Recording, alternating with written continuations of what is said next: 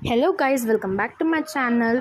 आज मेरा पार्सल मीशो से आया है और मैंने मंगाया है ये कुर्ती। आप देख सकते हैं इसका फैब्रिक बहुत ही अच्छा लग रहा है and I can feel it कि ये इसका कॉस्ट जो है वो इसके फैब्रिक के हिसाब से बहुत कम है। ये देखिए इसका फ्रंट ऐसा है। Let us open it.